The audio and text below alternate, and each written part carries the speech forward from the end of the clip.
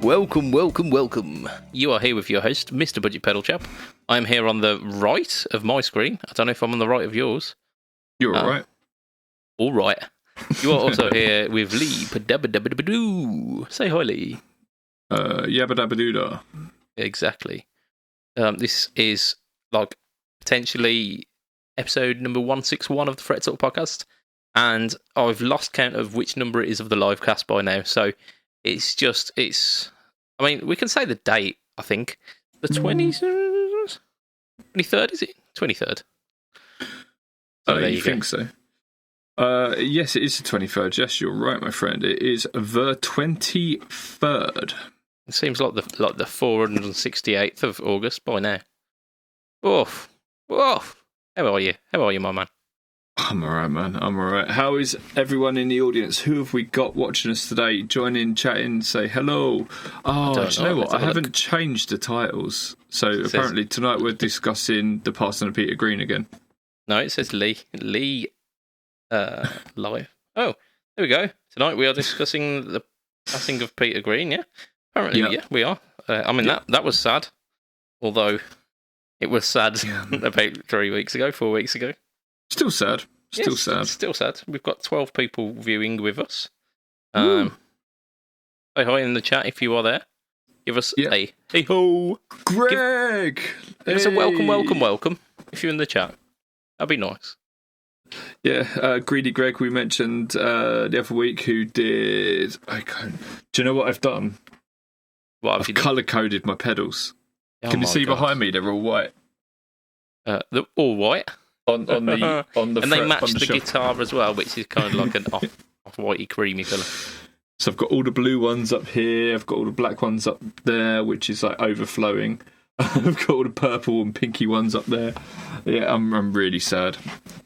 Yeah, very much so. I mean, I've organised mine into like a small kind of tower, and I'm pretty sure they are mostly load bearing. So if I remove one, the tower will no longer be a tower. I know exactly what you mean. I've got too many things, man. I need to get rid. I can see your cursor, I think, or is that mine? Can you? It might be mine. There we go. Why is that appearing on there? There should be an option to not show the cursor, and your screen is gone. Anyway, let's not worry about the Hand of Doom. Yeah. Hand of Doom. That's isn't that's something? Isn't it? The Hand of Doom. Or isn't that a lyric from a Black Sabbath song? You're wishing that the Hand of Doom will take your mind away. Oh, from down, Sabbath, down, Bloody Sabbath. Down. Yeah, down. Yeah. Boom, boom, boom, boom. Oh, I love Sabbath. Oh, it's been ages since I've listened to Black Sabbath. Do you know what? I go through probably once a month and just listen to shitloads of Sabbath. They're one of my favourite all-time bands. They're just amazing. So amazing. I owe a lot of my kind of early guitar playing career to Black Sabbath because I just riffed the fuck out when I was young. And the best place to get riffs from is Black Sabbath because Hermie was the god of riffs. So I got a set of pickups this week and I put them in from Mr. Fletch, and they were P90s, and I put them into an SG. So I was obviously playing some Sabbath yesterday. Of course. What was the setup that you were using? What were you running kind of effects-wise to get that Sabbathy tone? I was just running into an overdrive and then into the amp because I put them in last thing last night, and I was really, really tired because we did a big blitz at a house yesterday, and I ended up doing a shed load of DIY, and I was just like, oh man, I'm really tired. So so I put them in, played some Iron Man, put them away. Cool. That's basically it. And what was the set that you've got? Because he does a fair few. I think they're the vintage ones. Were they? Are they like humbucker size P90s, or were they like full P90? No, you're right. They're the humbucker size P90s, so they're not P90 size ones. But yeah, they're humbucker size. Got chrome covers on them, and they look blinding. They look absolutely amazing. trouble is, right, I put them in the guitar, and what do you expect the volume pot to be? What output? What resistance, I should say. For a P90. Or maybe 330. Well, most people recommend 500k for a P90. So I've got 500k on the tone, but on that particular guitar, and I'd never looked at it before, the volumes, both of them, are 100k. What? I know. Never seen it before. Neither had Ben. So so I'm gonna have to rip the guts out of it and total wiring harness. Well, just by the bits. It's not hard when you're just wiring up single coils. It's very, very simple to wire them up. Yeah, so, it's 2 wires, isn't it? Yeah, basically 2 wires, because I've got 2 tones, 2 vols, 2 volumes. So it'll just be two connectors to the from each pickup. One, you put the black and the white as an earth, so you just ground that to the top, and then you just connect the red off to one of the lugs on the volume, and that's it. It is as simple as that. So simple.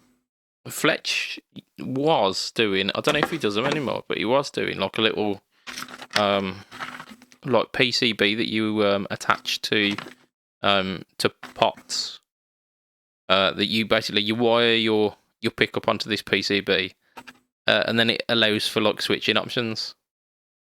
Right. That's like phase switching and stuff. Yeah. I didn't want anything. In fact, I was just toying with just having a bridge pickup and leaving the neck cavity open. I wasn't that interested in doing anything fancy with this. I like fancy guitars with lots and lots of switching, like I've done on my Les Paul. That can do pretty much anything. Yeah. But the P90 guitar, I just wanted it to be a raw rocking motherfucker, and it's pretty much that. Yeah, kind of a la Philex with the bridge P90 and then the neck pickup completely. Yeah. And the guitar really kind of replicates that sort of rock and roll, this is shit but sounds great sort of aesthetic, because it's an old guitar that someone gave to me, and it was an Avon guitar from the 80s. Nice. Not really, but it's mahogany. It's a bolt-on neck. Yeah. But then people go, oh, bolt-on neck SG, and it's like, but you play a Strat. You know, yeah. People don't turn their noses up at a Strat, but a bolt-on neck SG, they turn their noses up. It's just it's because it's unexpected, isn't it? Yeah. You see Gibson style guitars, you think set necks. But no, I agree with you. Like, if there's not really a problem there, and if it is a cheap guitar and then it's like the neck's set wrong, you're much more likely to be able to change something with it if it's a bolt-on neck than if it's a set neck that's been set wrong. So yeah, no, that's absolutely true. Well, you can get it fixed, but you'd have to get it fixed by like a pro, wouldn't you? So look, what I want to do is just have an interlude here and say, people watching, thank you for joining us. It's really lovely that you have joined us. But could you please share this so more people can see it, more people can comment? Share it as a watch party, or just share it to your favourite groups or to your own Facebook pages or these sort of things. Because we want people to love us. We are very needy people. We're like bread. Speak for yourself, mate. But no, I do love the listener interaction. Just while we're here, if you are in the chat, let us know. Put your favourite Black Sabbath song down below, because I want to get on a Black Sabbath kick. To be fair, what I've been doing, like when I've been in the mood for Black Sabbath, I've been going for Black Label Society, because it's kind of a similar vibe, and I absolutely love like the nasty, just of Zach's guitar tone, and just it's like. It's good. So there's a bit of a story of me in Black Label Society. It was before I started playing guitar. I met some guys I was working. It was one of my first jobs leaving school, and because I didn't start playing until quite late. I always wanted to, but we didn't have the ability. So went through, met these guys, and they were basically virtuosos already, and they were younger than me, about a year younger than me. they've been playing for years. And they were playing all the Van Halen stuff and all the Malmsteen stuff and all these sort of things. Nice. In fact, Reese wasn't even supposed to be working at the place we were working at because he was too young, but somehow he got away with it. It was that sort of thing. And I was like, I really want to be able to play. And they were like, what do you want to play? And I was like, well, I've heard this song on this album. It was on like one of the, wasn't the Kerrang magazine, but it was one of those sort of Scuzz or something like that magazines. And I was like, there's this song. And I didn't even know what Black Label Society was really. And I was like, this is how things should sound. And it was old Zach Wild just like tearing away.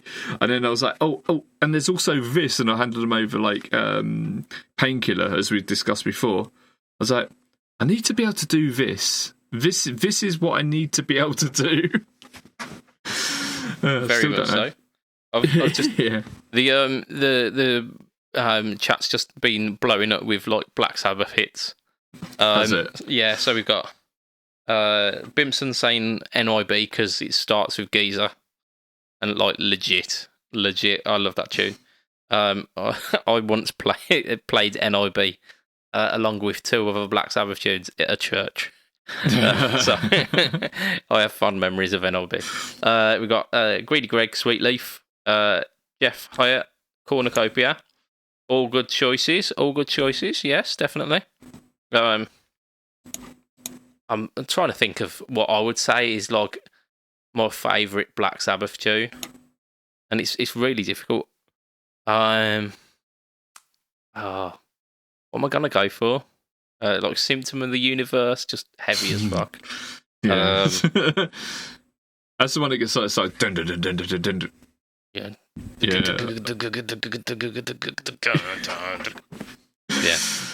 And that is Sabbath. It's just like gritted teeth, head banging. But my favourite, if you're interested, is Ferris Wear Boots. Ferris Wear Boots, legit. Like, yeah. Down with that. There's brilliant song. There's another Sabbath tune that System of a Down covered, and it's a wicked Sabbath tune, and I can't think of it. Snowblind. Yeah. Love that tune. And the Sabbath version and the System of a Down version are so different, but they are both just really, really awesome. Speaking of covers, what about Planet Caravan? Yes, yeah. I think he did a cover of that, didn't he, Zach Wild? No, it weren't. It was Pantera. Yeah, of course it was. We're not allowed to talk about Pantera anymore, are we? Yeah, I mean, it's annoying. It's less controversial than talking about Gary Glitter. I was just thinking that. I was just thinking, these poor people who are like, well, they're obviously idiots anyway, but they were like big Gary Glitter fans, and then they're like, oh, but what do I do? Yeah, I've got all these Gary Glitter albums, and now they're worth nothing. Can you imagine if you were like an art collector and you happen to have like a collection of Rolf Harris art, and you thought, do you know what? One day I'll sell all that and make a mint. Yeah, the market's falling out of that at the moment, hasn't it? Yeah. I'm just thinking, like, in terms of like a scale of like how acceptable it is to listen to, like in modern day and age. You've got Gary Glitter, and I think even further than that, you've got Lost Prophets. Oh God! Because like Ian Watkins. I really feel sorry for the rest of that band. Oh yeah, completely. Because it's so like some of their stuff was really iconic in the early 2000s. I was never a big fan, if I'm honest. Some of their stuff really annoyed me. It was just some of their what was that song they had that was quite big and they had a really cool name to it? Something about Shinobi. Extend of Progress. Oh, Shinobi versus Dragon Ninja. Yeah, that was a well-called title for a song. That song did not deserve that title. To be fair, like some of the earlier Lost Prophet stuff, which was a bit like, it was a bit more proggy. I thought that was pretty cool. Not allowed to say it these days, though. Oh, no. But like far at that end, you've got like Lost Prophets and Gary Glitter, and then you go a bit further along, and then you've got like Phil Anselmo or whatever his name is slightly less of a controversial topic, and then Michael Jackson as well. No, the thing is with Jacko, it was never. I was listening to Michael Jackson the other day because that's such good music. But you've always got it in the back of your head. You're like, did he? Didn't he? Did he? Didn't he? It's very difficult to say. Hi to Mr. Anthony Flisher, and let us know how things are going, man.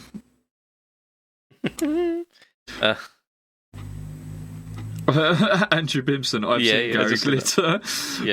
I should read these before I read them out loud.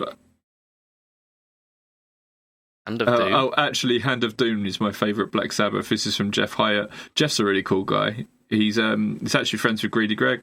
It's interesting how we've had no Dio era stuff crop up. Oh man, but when you take Dio out of Black Sabbath and put him with some of Deep Purple and create Rainbow, you've then got one of the best bands that ever existed. Yeah, I mean, I've got nothing against Dio era Black Sabbath, but it's Dio. It's not Black Sabbath. That's what I'm saying about it. It doesn't really have the vibe of Black Sabbath. And although I do like Dio a lot. I don't think there's any argument that like Dio is a much more accomplished singer than Ozzy. But like the most iconic Black Sabbath tunes are Ozzy era Black Sabbath tunes. Yeah. Oh, do you know what? What am I talking about? Black Sabbath is probably the best Black Sabbath song. Yeah, it's a wicked tune. I do like it. It is. Because it's like, it's doomy as fuck, and then it goes into that really awesome riff. Yeah, it kind of starts galloping. Yeah. Yeah, man. Do you know what? They nailed that genre with the first song of the first album. Yeah, legit. It's a hole in one. Metal would not be where it is today if it weren't for Black Sabbath. I think that's easily a fact. Not even a. Them and Zeppelin. Zeppelin, they really. I know they weren't anywhere near as heavy, but yeah. Anything off of Masters of Reality, says Greg. Jeff said, first Rainbow record rips. Yeah, absolutely. Absolutely, yeah. Was that Over the Rainbow? Anything from Masters of Reality. I mean, Masters of Reality, Paranoid, Black Sabbath, all of those earlier Black Sabbath albums were just smashing it out of the park. I'll tell you what I want to know. What's your favourite Deep Purple album?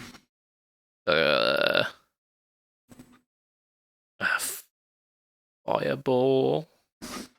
I mean, In Rock's awesome, but there's some tunes on that just great. I mean, like Rat Stew and what's the other one? Yeah, I need to get a track listing up. But there's a couple of them that just they don't quite resonate with me. Whereas In Rock's my favourite.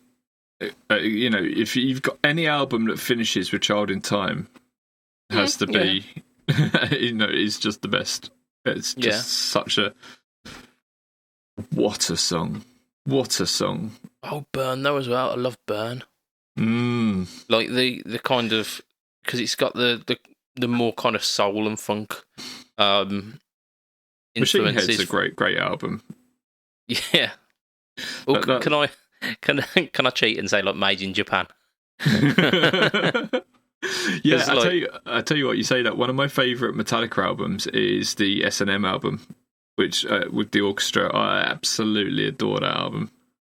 Yeah. To be fair, it like perfectly snapshotted a point in time, which was kind of like the high point of Metallica, arguably. I mean, I know there's a lot of people who say that they were not great after the Black Album, or in fact, including the Black Album in that. Black Album is one of the best metal albums ever. People who say that are just like trying to be elitists. I think anyway, it's personal opinion. I will happily sit down and listen to Ride the Lightning and Master of Puppets. In fact, Master of Puppets is one of my favourite albums ever. But I do love the Black Album as well. Yeah, I think in terms of like sheer thrash, Master of Puppets is hard to beat. but then it showed a kind of a departure from that, like the competition between the four trying to get faster and heavier, and they just went, nah, it's stupid. We'll go a bit more. I don't want to say mainstream because it's kind of got negative connotations, but they'll go for more melody rather than just going hard and fast. Well, that's the best thing about Metallica, isn't it? The fact that their songs are, they're powerful, but there's a lot of melodic parts in there. You think about Battery itself as a song. It starts off with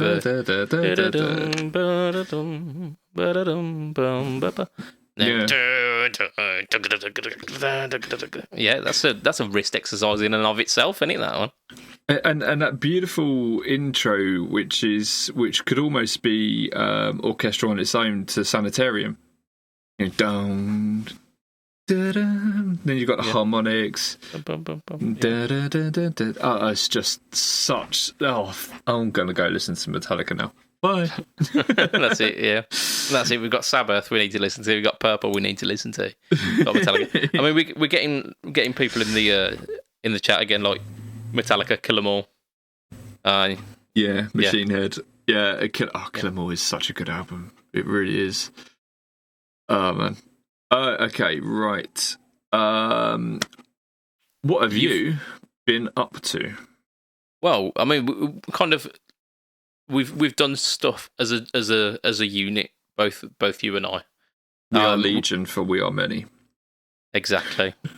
Because we've been really kind of pushing hard on the Pedalboards of Doom YouTube content, and along with Mikey, I'm not even going to try and pronounce his surname. Mikey and Lowell. Amaglietti and Lowell, Lowell George. We've been like steadily ramping up the content on the Pedalboards of Doom YouTube channel. So since the last podcast, since the last live podcast, should I say, you have started a new news segment, haven't you? Yes. So obviously we bring you news on here within reason. We try to bring you news if there is any. Sometimes we don't know huge amounts about it, but what we've done in the past is when things have been announced, we've made videos on them, and they've been viewed a lot. But some people have been like, yeah, you haven't got the pedal to play. It's like, no, it's just been announced. It hasn't even been fucking released. Of course I haven't got the pedal. I'm just talking about the specs so people don't have to go and read it, because people don't read things anymore. Anyway. We looked into this. It was like a Marmite kind of thing, weren't it? Where we had... It kind of divided opinions. There were some people who were like really, really pro those old like news bite videos. But then... for an equal amount of the people who were like really for it, there was an equal amount of really vocal negativity. Yeah, there was a lot of dislikes on them as well. Like thumbs down and that sort of balls. But we knew that there was something there because it had a lot of views, and there was a lot more views than there was bad comments. There's some of the we've got tens of thousands of views on them. For our little channel, that's quite a lot. So we were like, okay, so where do we go with this? We know we do the news, we do it on the podcast and the live casts, and it's really popular. So we've decided to do a weekly news segment, PBOD news or whatever we're going to call it, and we're just working on making it better. It's usually about 5 minutes long or less, depending on how much news there is, and we'll just go through and bring you the weekly news. So you can just go on, click on there, check it out, and see if you've missed anything, and if anything's worth mentioning. If what we'd probably do, this is just thinking aloud. This is where Mr. BudgetPedalChap's bum squeezes, and he goes, "Oh no, don't do it." But what we'd probably do is have a look at the comments, and if any particular bit of gear gets a lot of traction, a lot of comments and these sort of things, so we'll talk about it on here as well. Yeah. I was thinking it would work as a really nice supplement to the live casts, where we can pick up on some of the because the whole point of Pedalboards of News is that it's like short and sharp and just giving you like a real quick. This is what's happened this week in guitar. Like, you've got this product that does this. next one, this product's doing this, and it's like a real nice quick roundup. It's like fast news bites, but because of that, it means that you can't go into vast amounts of detail. So, like on the one that was released on Friday, you mentioned a certain product by Harley Benson, and since then I've had a look at that, and I've got really excited about some of the things. We're going to go into a little bit of discussion a bit further on in the show about that. So cool. Yeah, that's the news bit that we've brought on. Then we've got Mikey, who is doing a hands-on video. So Mikey is basically, if you've ever seen Mikey's videos on Pedalboards of Doom, they're amazing. He does, it's similar to the sort of style that Knobs used to do, where you just see the hands playing with it, but his playing style is completely different. He does things with pedals, like he puts pre-recorded stuff from his phone or from his tablet or whatever, or from a tape player into a pedal, and then makes it just basically shows you what he can do. There is a fantastic one coming out very soon. Absolutely fantastic. And you haven't even seen it yet, have you, Mr. BudgetPedalChap? No, I can't wait for you to see this. Yeah, so I mean, the ones that we've had, I mean, we've had one from Mikey thus far, haven't we? Which was the Stone Deaf. No, not Stone Deaf. Sorry, Fairfield. Fairfield, yeah. Shallow Water, is it? Yes, yeah. So he talks you through the controls. Well, not talks you through. He plays through the controls, and there's a little bit of text on the screen. Very nice, very artistic, lovely to watch. A pleasure to watch. It is like watching a bit of art. Yeah, it's with Mikey stuff. It's really tranquil. It's really chilled out, and again, it's like a 5 minute chunk. But what he does, which I mean, I kind of compare it a little bit to the No Talk All Tone thing, where he's like he's playing the knobs of the pedal, but he does it in a way where he'll have a guitar for like a minute, and he'll do like a little loop with that and show like one of the controls on the pedal manipulated with that loop, and then it'll be, oh, here's the bass riff, and then it's like, oh, here's some drum samples going into it, and then here's some synth parts, and it's really cool because it's almost like a continuous flow of music that just kind of morphs as the different bits come in, but then showing like the interaction of certain controls on the pedal. Yeah, he gets a lot of information into that short amount of time, doesn't he? Yeah, he's a clever man. He is, and he's a talented man as well. Indeed, yeah. As is our Lowell. Sorry, very talented and crazy to boot. Exactly that, isn't it? He's like our resident Jack Black. It's true. And he's done some amazing videos. I mean, if you only check out one of the ones from Lowell, check out his Tube Screamer rapid pedal review. It's 1 minute. Go and watch it. Yeah, it's fantastic. I'm not going to give away the ending, but with Mikey, as we said, it's like tranquil and it's really peaceful. Lowell is the opposite end of the spectrum, where he's like turned up to 11, like super enthusiastic, like caffeinated almost, and he takes you through some. I mean, the previous week was Does It Doom, where it was taking you through how well the Game Changer plasma pedal does heavy styles, and then we've got one coming up in a couple of days' time where he's doing Does It Surf. Yeah. So one of the things that we're thinking about doing is lots of these Does It. So Does It Doom, Does It Surf, and one of the things we were thinking about is Does It Dad. Does It Do Dad Rock? That's it. And I'm definitely going to have to come in for a cameo on that. Yeah, absolutely. Oh man. Oh, yeah, so I mean, we've done those ones, and I've also brought out the Stomp v Stomp as well, which is so cool.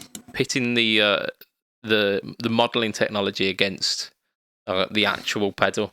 So we did this with the Mini Tube Screamer, which is based on the TS. As far as I'm aware now, I've been told it's the 808, not the 9. But I pitted it against the Screamer 808, which is the HX version of that, and then the legacy version as well, which was from like the M series pedals. Yeah, so if people aren't aware, what you've got in the Helixes is you've got all of their new stuff, but they've also, it was an add-on, wasn't it? It was an update. They added all of the tones from all of the last generation of pedals and the generation before, so the DL4s and that sort of thing as well. Yeah. So you got some of the iconic like the delays and the reverbs and that, and you've got all. I mean, because a lot of the M series stuff was kind of taken and tweaked from that anyway. But yeah, you've got there's so much stuff on there. It's easy to get lost, and I've done the Tube Screamer one. There's another one which is coming out in about 3 weeks' time, which I'm not going to tell you just what it is yet. But I'm thinking not only doing that, but extending it a little bit and maybe pitting some Marshall in a box pedals versus like the actual amp models as well. To see that'd be cool. How well they stand up. So I'm gonna have to find some like real legit Marshall in a box. I'm thinking maybe the Chev Tone Messiah, because that is like next level. Let me ask the audience here, or should I phone a friend? We're thinking about, one of the things that you see on YouTube that's quite popular is the top 5 delays or the top worst delays and these sort of things. What would be, if we were to do a top 5, what would be your favourite? What would be your suggestion? Top 5 of what? What would you want to see? Yeah. Top 5. I mean, it doesn't necessarily have to be top 5 as well, or like 5 of what category? Yeah, what would be your list? What would you like to see on YouTube? What would be a list that you'd like to see on YouTube? And for the listeners as well, who listen to this in a week's time or anything, let us know on Fret Talk and Pedalboards of Doom, and let us know what you think, because we're very interested to see what sort of feedback we get from the audience. Yeah, very much, because we're doing an extra push on it to kind of really get it going. We've started out with a couple of our own ideas, but we'd happily take on board some ideas from the audience. If it's something you want to see, let us know, because we'll. If we can do it, we will. Well, that's it, isn't it? That is it. Absolutely. So yeah, I mean, we've been doing a lot of that this week in terms of like video stuff. You've also got coming out tomorrow. In fact, tomorrow at about I think it's scheduled for about 9 o'clock. At least it'll be, yeah. Can't see that, can you? Nope. It's about. It's a little kind of DIY fix if you've got a broken TRS. Yeah, it's just a hack. I hacked a pedal. But if you want to see more, then tune in tomorrow and you'll see it. It's a very short video. I just chucked it together, but I thought it could be handy. Mainly going to be helpful for new guys, but if you've been playing for a while and you see it and you go, shit, I never thought of that. Then I hope it helps you. But also, there's one thing I'd like to say. Right? Okay, there is something on the market until tomorrow, which is free and really, really good. And what I want you to do is to see what it is. Go and watch the news video from yesterday. Of course, yeah. It's free stuff. Free stuff's always awesome. And what we should do is at the end of this live stream, when we're doing our joke just for the listeners, we should tell them what it is. It'll be done by that point, though. Yeah, exactly. So it doesn't really matter anyway.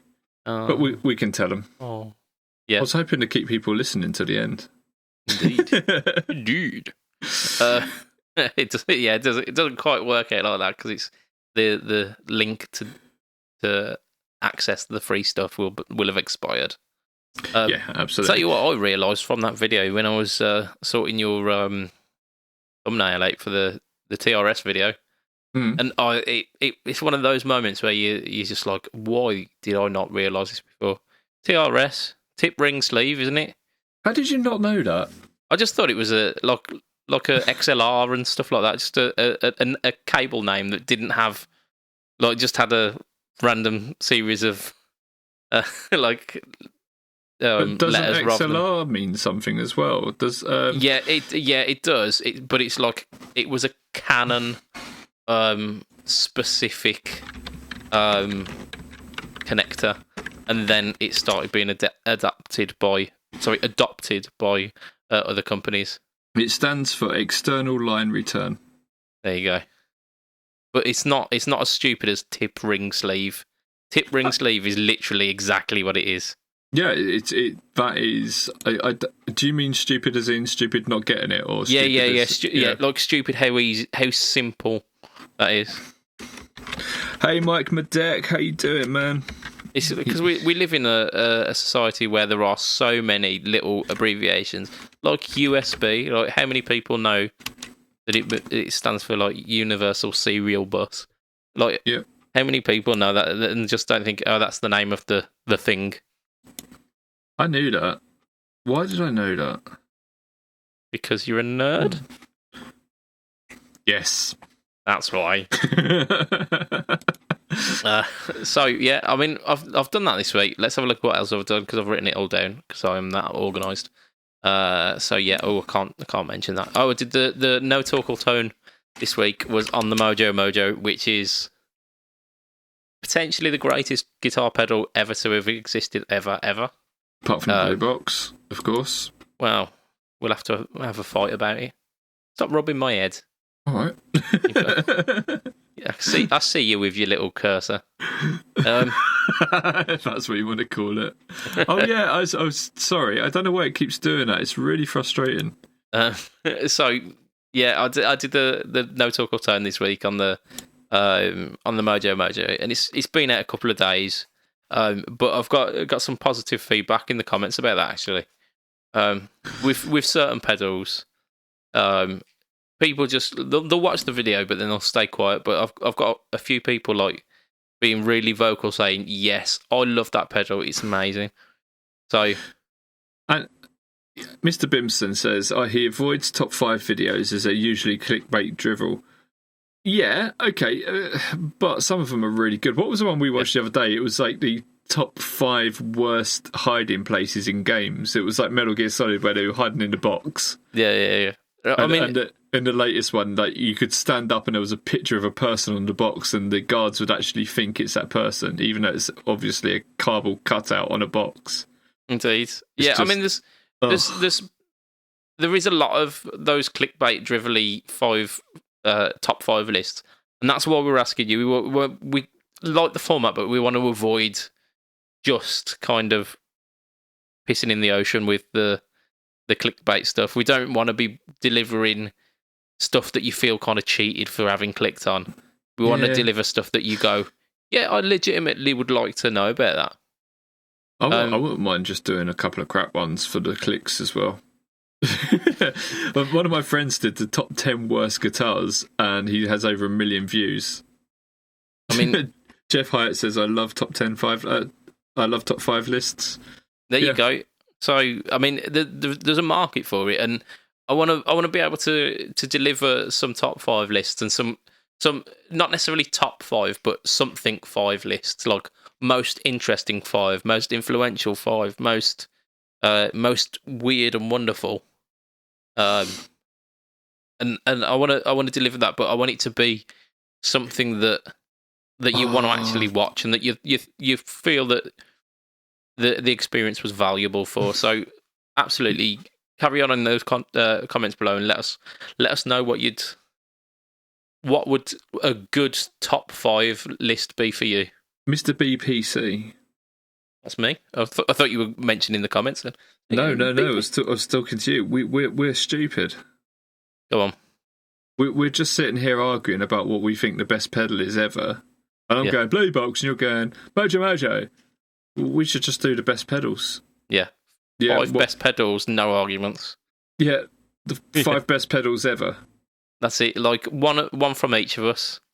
And there we go. We've got a top 5. Maybe simple pedals, because like Yeah, we can't like chuck in something like the DD500 when it's like does so much.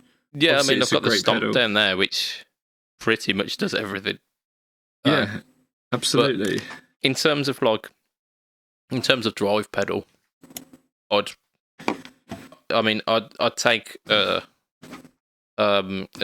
Mojo over putting a stomp into the front of an amp to model a drive pedal. I just would. It's more simple. It's easier to manipulate the controls on a physical pedal. But yeah, that might make a cool one, like our top 5 pedals. The top 5 pedals.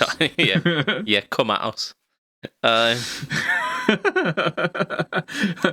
That'll generate some things. Yes, some controversial comments, won't it? Tell us in the comments what you think your worst top 5 pedals are. Oh dear. No, just tell us one each. Just tell us your worst pedals ever. Yeah. Right. I reckon. I just looked at the time. We got about 20 minutes left. I reckon it is time to mention a bit of news. Go on then. Right. So, because I talked to you before the cast about this and just said I'm very excited. So, we talked about the Harley Benton. I've got some images ready, but I don't know what you're about to say. Okay, so Harley Benton, DNA, FX, GIT. Rolls off the tongue, doesn't it? Essentially, absolutely. 2 foot switches and a treadle multi-effects kind of modelling unit. So, it's got 55, quote-unquote, yeah, that's the one, non-linear amp models, 26 IRs, and it allows you to load your own IRs as well. 151 guitar effects, which include drive, comp, gates, EQ, modulation, wah, pitch, filter, delay, and reverb. You can have up to 9 effects at once. So if it works anything like the Helix, you'll probably find that like amp is one block.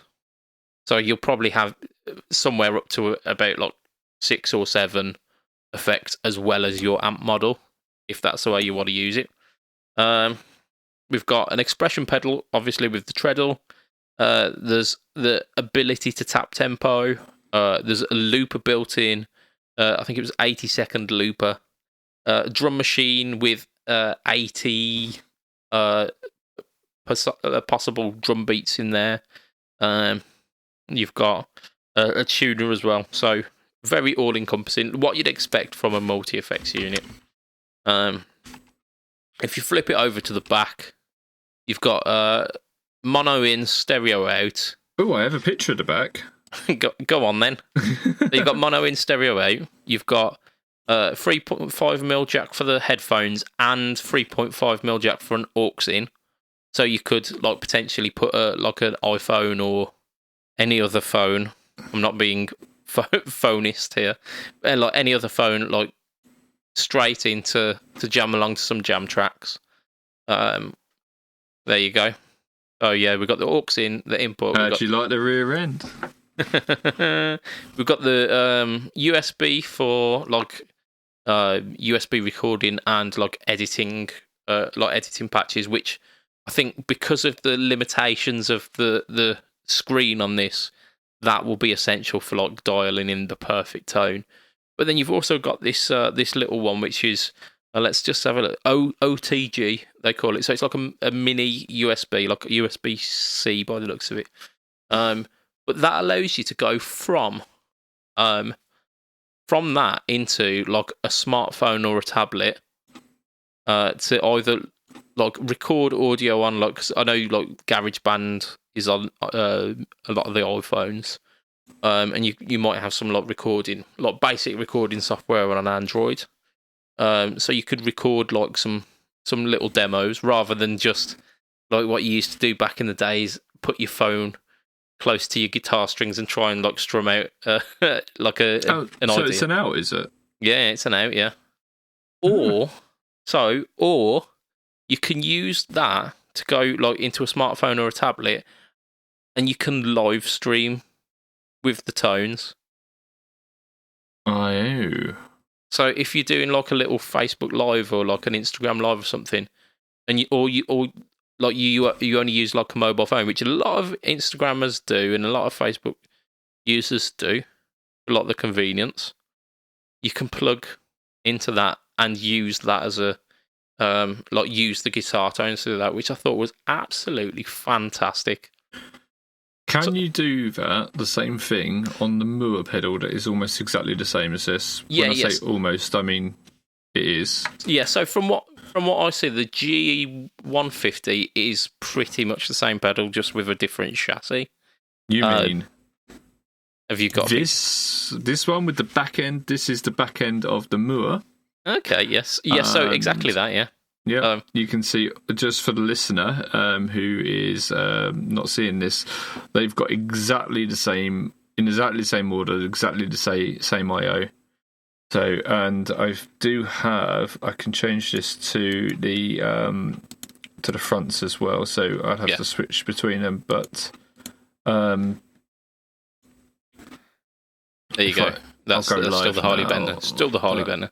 But yeah, that's the Harley Benton. That's the Moog. Yeah, so you can see you've got the buttons lined up in a row. You've got these lights that also are up in a row. That's the same on both of them. You've got 3 knobs, which are master volume mode, and that's exactly the same on here. And you've got the 2 buttons and the treadle pedal. Treadle pedal. Treadle pedal. So, like in terms of the unit themselves, very similar. Like really similar price point as well. Like the Harley Benton is coming in at €139, which is £128, and obviously is a Harley Benton exclusive. The cheapest I found, the Moog GE150, was $139, which is, I mean, it's neither here nor there. Like if you want to order from Thomann and have it delivered from Germany for like a tenner less, essentially, or you can order from companies like in the UK have got the Moog all ready to go. So yeah, I suppose a Harley Benton is probably Europe only, really. You wouldn't want to be shipping that in from the States or buying it in from. Is Moog Chinese or Japanese? It's probably Chinese, isn't it? Yeah, it's gotta be. Moog's Chinese. I'm almost certain. Yeah. So, like in terms of that, I'm thinking like your initial thoughts are that's trying to compete with the HX Stomp kind of territory. A really small, compact, got the amp modelling, got everything built in, but is not meant for like huge amounts of versatility. It's kind of like a basic modelling unit. How do people use the Stomp? What's the situation in which people usually use the Stomp? And don't say they stand on it, because that will be grounds for. No, this question is to you, Lee, because otherwise it will take quite a while to field questions, because we've got. How do people normally use the Stomp? Yeah, so think about how people use the Stomp. They usually stick it on their board to make up for pedals that they don't have room for. So they'll stick it on. They say they want. Do you know what? My modulation section of my board isn't big enough. I'm going to chuck it on there. Oh, yeah. By the way, also I can use this as another out, so I can run it to my amp, but I can also run it out as a stereo and these sort of things. So yeah, that's the sort of the Stomp is kind of like. I'm going to put this little thing on my board, and it's going to make up what another board, an extra second board, might have I might have needed a second board for everything this can do. Yeah, so that's one of the ways that you might use a Stomp. Say for example, you were in a covers band and you had your drives all set up. You're like, yeah, that's cool. I've got my amp, but for one song, I need a whammy pedal. Yeah. So in this, it's got log pitch. It's also got a treadle. Sorted. My whammy sorted. Then I also need, for another maybe 2 songs, I need a rotary. Sorted. Got it in there. When we get into like slightly heavier stuff, I need a gate. Okay, got that. So you got all these little things that this pedal will be able to fill in. I think it's a great little introduction. I think it's a great way to get into that. How do I say it? It's a good way to get into that world. Yeah, Do you know what I mean? Because it can be a bit daunting, and sometimes something little, especially something like the stomp, and unless you've come at it from the other angle of, oh look, that helix is really, really good, I wouldn't mind one of them, then you go down to the stomp. If you come at it from seeing the Harley Benton and the Moor, and then look at the stomp and you think, well, that hasn't even got a treadle on it. Yeah. It can be a bit confusing. Right, so like if you're comparing the stomp to these two units, the Harley Benton and the Moor, from what I can see, the stomp, the interface for it, the way that you create patches is much simpler on the stomp, because it's got the so we've got like 1, 2, 3, 4, 5, 6 like rotary buttons, and then like 4 press buttons and like touch sensitive stomp buttons. You can do a lot of the editing from the stomp unit itself.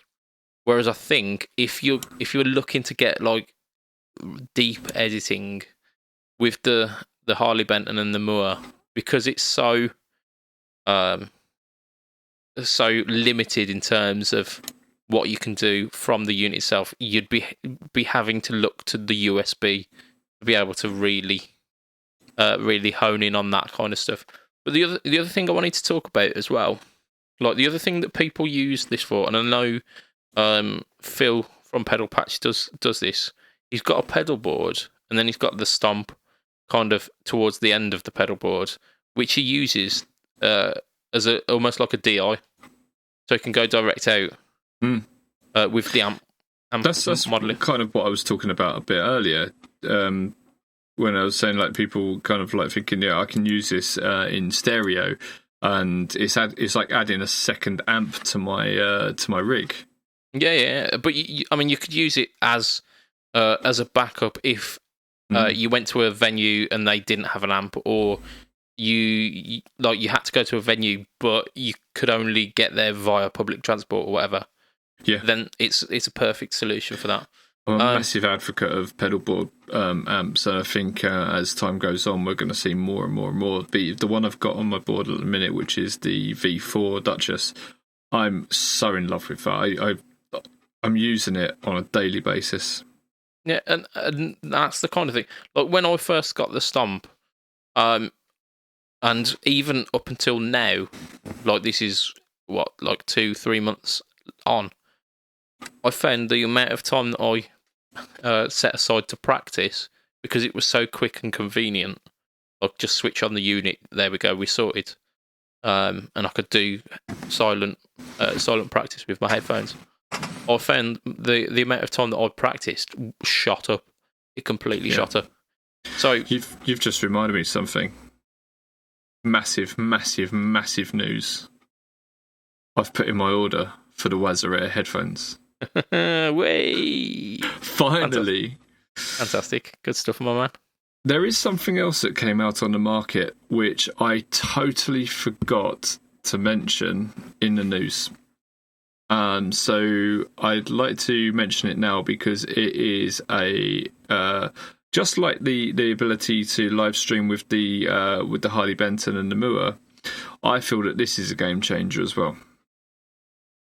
Go on. So this is from a company called Bright Onion Pedals. You might know of them. They're based down in Brighton. Bright Onions is a parody on Brighton. They've been going around for ages. They're a great company. They do powder coating for pedal companies as well. So they've got their fingers in many pies. But they've been doing switchers. Not so much switchers. They have done like basic switchers, but nothing like the G2 or the ES8 and these sort of things. Yeah, it's all kind of analog switching systems rather than fancy MIDI and digital switching systems, isn't it? And patch bays. Yeah. and that sort of thing. And I know you can buy their stuff all around the country, and they do really, really great stuff. I don't know if you can get this over in the States. If you can, I would recommend it. It is called the Quad Remote Looper V2. The basic principle of this is if you've got a G2 or an ES8, you can add 4 more loops to your switcher. It works in a similar sort of way that you would have got from the Decibel 11 loop expander, but that only added 3 loops and required MIDI. And I remember that being quite expensive. I think it was like 250 quid, something along those lines. I did try and Google that before, but I couldn't find it because I was talking to some friends about it, because you just can't find them anywhere. I don't know if they've stopped making them or if the company's gone down or whatever. But this works quite cleverly. You don't lose a loop. What it happens is on the ES8, you have 2 switch outs, which you would normally run to your amp to switch channels. Yeah.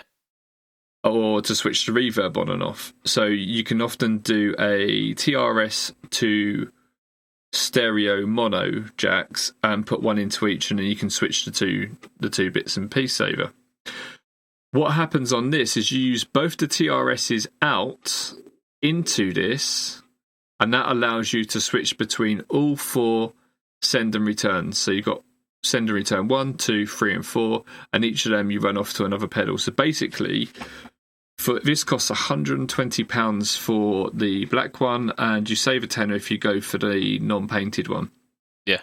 And it adds 4 new loops, doesn't it, at least? Yeah, you're turning an ES8 into an ES12. I've been bitching at Boss for about 3 years to bring out an ES12. I keep saying to him, bring out a new switcher, bring out an ES12. I want 12. And Matt keeps saying to me, just buy a bloody loop extender. Just buy it. And I'm like, no, I want an ES12 because it will come with extra features and stuff. But I'm going to get one of these. And, this is a big thing. It will turn the G2 into 14 loops. But it also works on the smaller ones as well, the ES5 as well, doesn't it? Yes, it works on the ES5, but it doesn't work on the MS3 because that's only got 1 switch out. Yeah, okay. So, I highly recommend this. It's Bright Onion Pedals, Quad Remote Looper V2, and I'll be adding one of these to my board and reporting accordingly. This is great for me. The only thing it can't do is order switching. But, so what? It's not the end of the world. Yeah. Speaking of Bright Onion, you need to switch off that image there, Lee. So, is it really, really bright on the screen? No, you just had it for about 15 minutes, mate. Here you go. This is... it's one of their little pedals, is it? Yeah, this is... Because they've stopped doing them now. But back when they were, I got a Bright Onion soap boost. And this week on Instagram, I took, if I may say so myself, a fopping fabulous picture of it. Did you? I did. It looks lovely. You swung me around from the Harley Benton before I was ready, mister. I am ever so sorry. I thought you'd finished. Was there something more? There is, yeah. I mean, it's mainly so price point for the Harley Benton is $130 essentially. Cheapest IR loader you can get, pretty much $130. So, like, if you are in the market for an IR loader, which this does, you are better off getting this unit than you are, like, because I think it's the Moog Radar, which is the cheap kind of IR loader. I'm not aware of any kind of cheaper Chinese pedal companies that do them, but like that is the cheapest you'd go for like a legitimate IR loader. I bet someone like Donna does one. I looked because that's what I was trying to convince myself to get instead of the HX Stomp. You should always get a portion of chips with when you buy a Donna pedal, shouldn't you? Donna and oh dear. Oh man. Yeah. But of them. A Donna and a Dan Electro fish and chips. Yeah. Oh dear. Yeah. So like for 130 quid, you can pretty much buy a Moor radar, or you can buy their full pedal, which gives you a bunch of other effects as well. The best reply we had on Worst Pedal was Jeff said the DoD grunge, at which point I said no. But he has said that for those who have lived in Seattle their whole lives, they get really weird about the word grunge. Because obviously it's like the home of. Yeah, man. Yeah, it was a pedal that was it missed the boat, really, didn't it? The DoD grunge, because it was out kind of after the boat had sailed. Yeah, I want to pick up those DoD pedals. I think there's some gems in there. You'd have a job, because Mr. John Hornby Skews has mentioned them on his bloody YouTube channel. You can't call him that because it's so misleading. Okay, Josh Scott, because we know that whatever Josh Scott mentions on his YouTube video series becomes instantly, like, the market for it becomes instantly inflated. Just take, like, case in point is the old plastic shitty Behringer pedals. Like, before he released the video about those, people were giving them away free with other pedals they were trying to get rid of. They were Did I tell you that I bought a Super Fuzz? You did. Yeah. I mean, like, in terms of those pedals, some of them are, like, really, really quite decent circuits. But the issue is that they come in plastic pedals. And that's why you buy a switcher. But you know, it's so crap that you can do in between settings on it. So you got Fuzz 1, Fuzz 2. So Fuzz 1 is like mid pushed, but really nice. It's very Sabbathy. Fuzz 2 is very mid scooped, and it's like, ooh, that's going to take my teeth out. And then you got a boost on it as well. Yeah. But it's so shit that you can force the switch in between, and you get some great sounds. I mean, you're knocking them for the in between sounds, but that's what Strats used to do before they fixed it. Yeah, before they said, actually, this is a brilliant feature. Let's do that. Yeah. So, like, is it a shit feature, or is it genius? Oh no, it's shit. It's a shit feature. It's not supposed to do that. The boss one doesn't do that, as far as I know, anyway. But it is. There was definitely no. Oh yeah, let's add that in, sort of thing.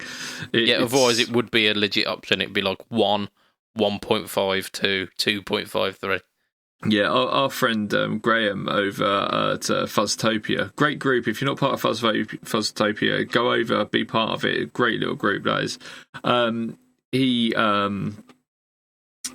He said to me, Lee, you've got to try and do these in between settings. And I definitely played some Iron Man doing that as well. You've got to, really, haven't you? You just got to.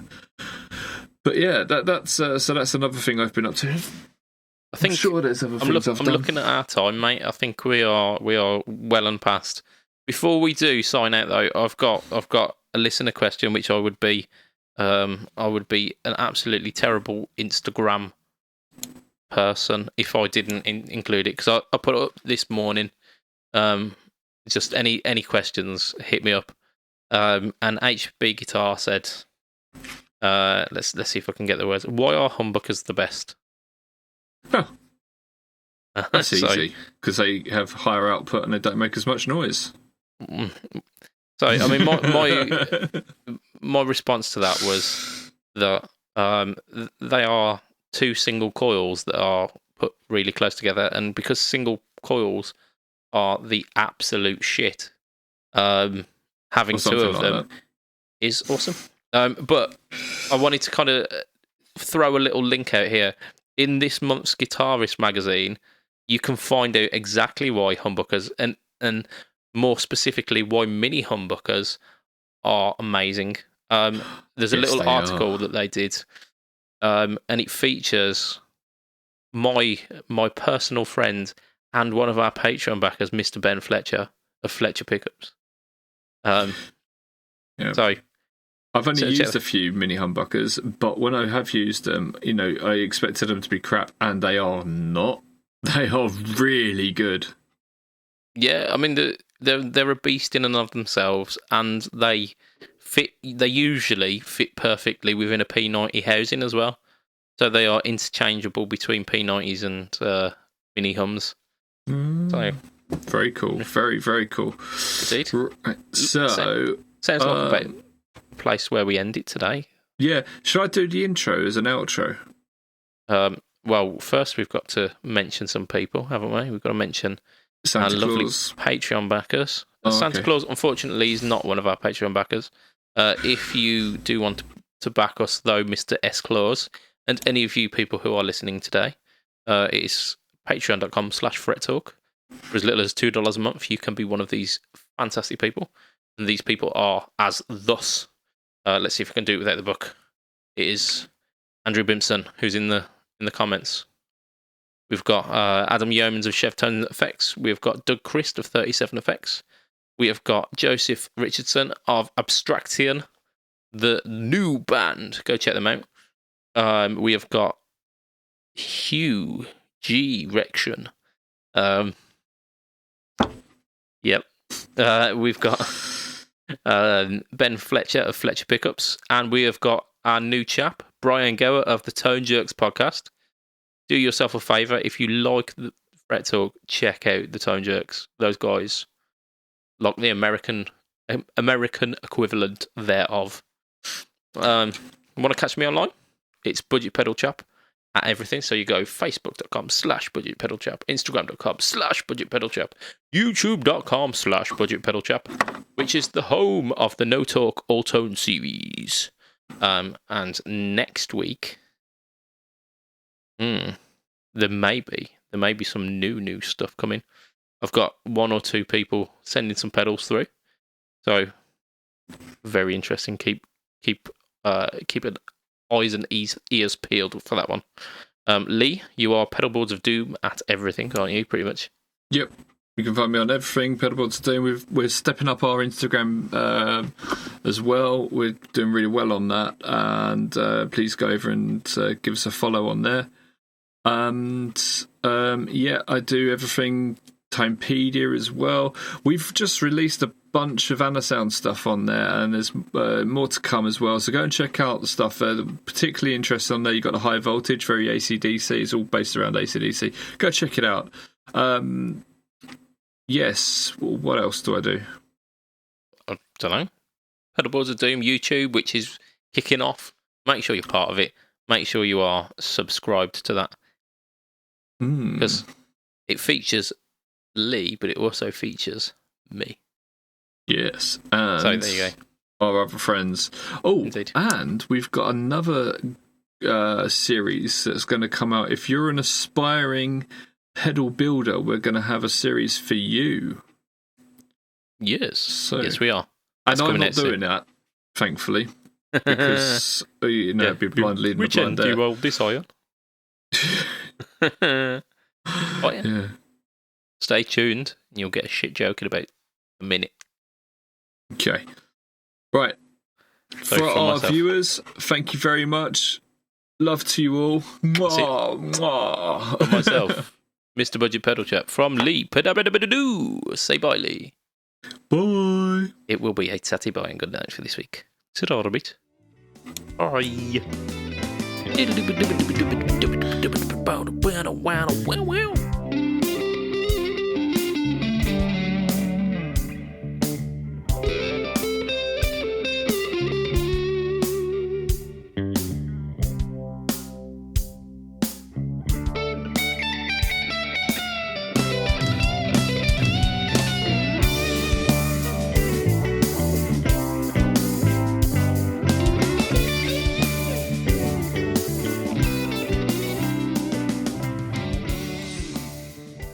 What's brown and smells like a bell? I don't know. What is brown and smells like a bell? Dung. These jokes are shit. That was the best one.